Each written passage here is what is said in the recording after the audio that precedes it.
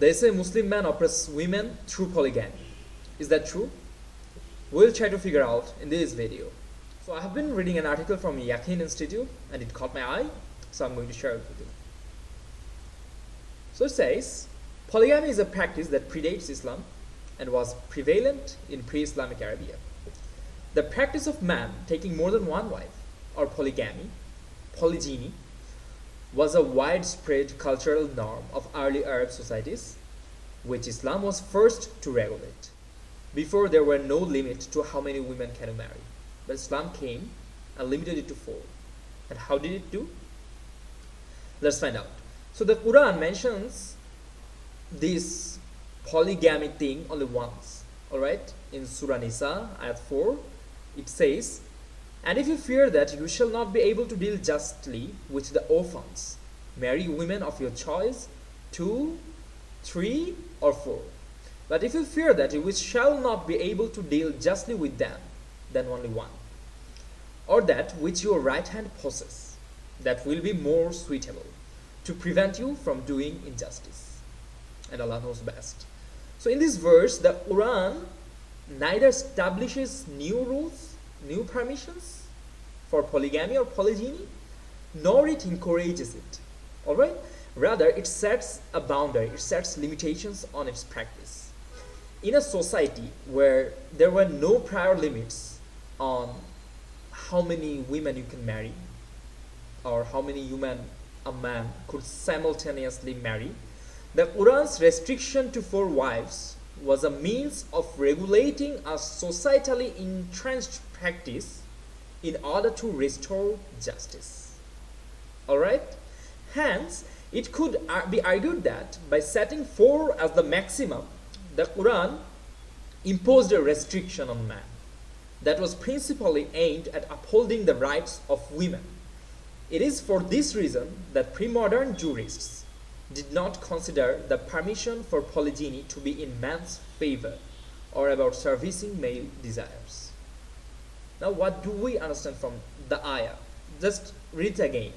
"And if you fear that you shall not be able to deal justly with orphans," male people, Allah is asking the male population that if you are not able to behave justly, then marry women of your choice, 2, 3, or 4. But if you fear that you shall not be able to deal justly with them, then only 1. Then only 1, or that which your right hand possesses, that will be more suitable to prevent you from doing injustice. Now, look at it deeply. Alright, the Quranic exhortation to marry only 1 is grounded in it being the most fair option. Alright? Allah says it is the most fair option.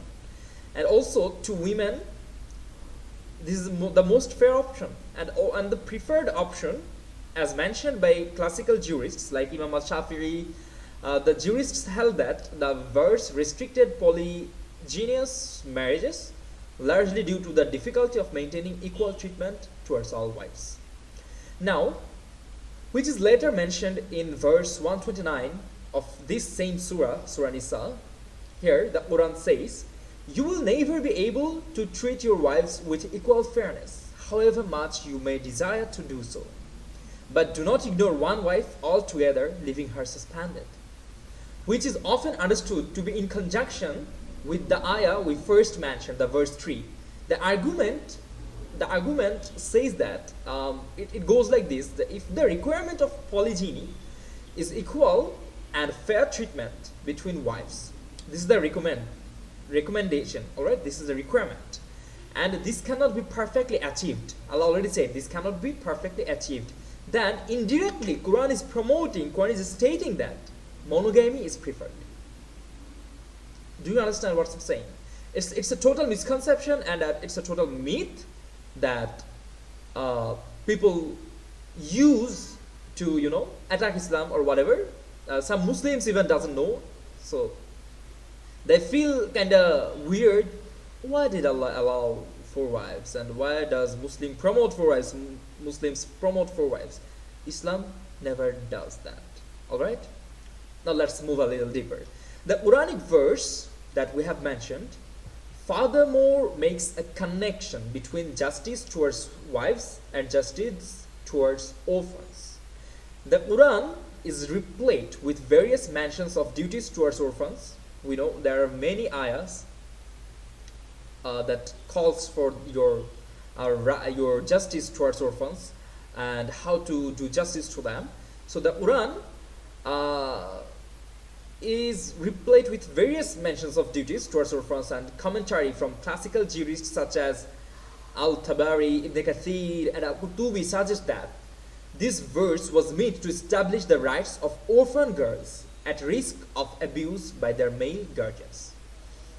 This is grounded in a narration of Aisha radiallahu ta'ala anha, who, upon being asked to explain this verse 3, which says that you can marry up to 4, Aisha radiallahu ta'ala anha said, it was the custom of the Arabs who had under their custody beautiful and rich orphan girls to marry them without offering them their fair dowry. Alright, in Islam, girls don't give dowry to man give dowry to women. Right? It's the other way around. By instructing man to marry women not in their custody, the verse was revealed to terminate the practice of taking advantage of orphans, making it compulsory that they have access to their fair dowry or be left alone. If you want to marry them, give them their fair dowry or leave them alone. Alright? This is what was trying to be established through this ayah. And it did so as a concession in a society where polygyny was an accepted norm. Just imagine. There was nothing against it.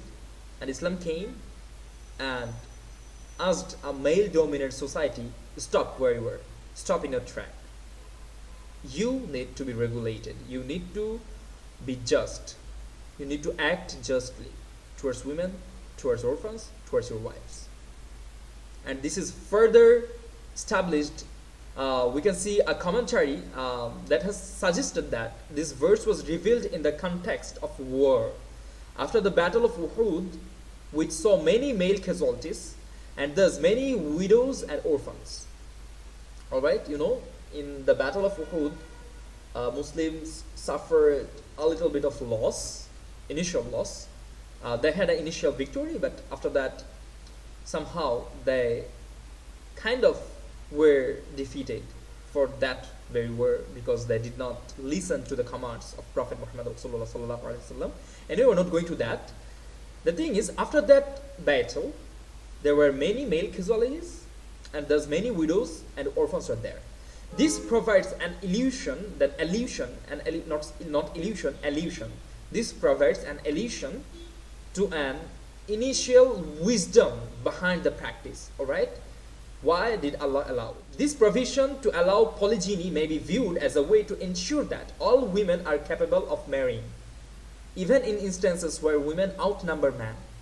Alright? So, man died in war, women remained. So, even when there were very little men and more women, the women can still marry man. This was intended. Alright? This was especially necessary in social situations where marriage was a means of both physical and material protection for women. In that society, at that time, women were not able to physically or materially protect themselves. Alright? So, this ayah is totally interpreted wrongly in our society, in today's world, especially in the Western world. Furthermore, we can see that by first placing restrictions on the number of wives a man could have, and further establishing rules around their treatment, the Quranic verse regarding polygamy instituted rules intended to maintain fairness and equity towards women. Moreover, the Prophet Muhammad Rasulullah sallallahu alaihi wasallam clearly set an amazing precedent in this regard. When he was asked, why did he not marry a woman from the Ansar, from the people right there, despite their beauty? The Prophet replied, the women of the Ansar have a strong sense of jealousy and would not endure co-wives, while I am a man with multiple wives. So I would hate to do wrong to the people, to her people, to the Ansars by mistreating her. In this narration, the Prophet demonstrated his concern for the feelings of women and his dislike for polygyny in situations where women would find such an arrangement intolerable. It is for this reason that a woman may stipulate in a marriage contract that her husband cannot take another wife. Now listen carefully, this is a very interesting part. So a woman can actually stipulate, all right, in a marriage contract that her husband cannot take another wife. As Ibn Qudamah al-Maqdisi notes in Al-Mughni, and it would then become binding upon him to comply with this condition. So if a man marries a woman and the woman gives a condition that you cannot marry another woman while you are married to me, either I'm going to annul the marriage, then the man has to abide by that rule. If he or they want to keep the wife, all right? So it will annul the marriage if it is written in the condition. In this sense, monogamy becomes a woman's choice in Islam. Subhanallah. On top of it, the inconsistencies in Western liberalism's historic objections to polygamy have become evident with the emergence of increased advocates for polyamorous relationships. According to a 2014 Psychology Today article, some estimate that number involved in polyamorous relationship in the United States to be as high as 9.8 million. Moreover, it is worth noting that polygyny remains statistically uncommon amongst Muslims. It is uncommon amongst Muslims. Yes, indeed, it is not strongly associated with any particular religion, but rather varies considerably depending on the culture. For instance, in India, if we look at India, the percentage of Muslims who practice polygamy is only 5.7%, where the Hindus have 5.8%. It's less than, the Muslims have less than Hindus. And Jains have 6.9%, Buddhists 7.9%, and Adivasis has 15.25%. And in Iran, less than 1% of men have more than one wife. And in Jordan, the percentage is only 3.8%. Meanwhile, predominantly Christian nations where polygamy is legally recognized and widely practiced include Uganda, Republic of Congo, Central African Republic, and Zambia. Look at the numbers, look at the percentage, 15.8%, 31.9%, 13.3%, and 16%. They are predominantly Christian. So the predominance of polygyny in certain regions of sub-Saharan Africa has been linked to the historical transatlantic slave trade, leading to prolonged periods of abnormal sex ratios. The idea that polygyny or polygamy is a predominantly Muslim practice is totally incorrect. Totally, with a landslide margin, it's an incorrect statement. So, presently, the legal allowance of polygyny differs significantly among Muslim majority countries. Some countries such as Turkey and Tunisia prohibit it. They prohibit it. They are Muslim countries, alright? Other countries restrict it significantly, such as Malaysia and Morocco. And a few countries like Kuwait place no restriction on the practice. Islamically, however, countries have the legal authority to restrict permissible matters when it is determined that the socio-economic context leads to those matters resulting in greater harm or mafsada. Despite the fundamental premise of injustice laid out in the Quran, the manner by which polygamy occurs may not always reflect this.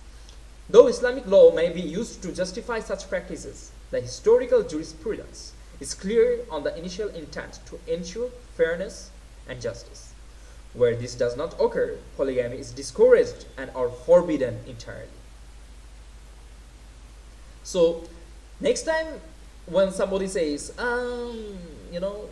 why did Allah allow it or whatever, you have an answer to give. Islam did not allow it to harm women, rather to protect women. Alright, and nowadays it is also possible for countries to restrict the marriage of more women to a single man. And on top of that, if you look at the world percentage of polygamy among societies where it's allowed, Muslims are not the majority, alright?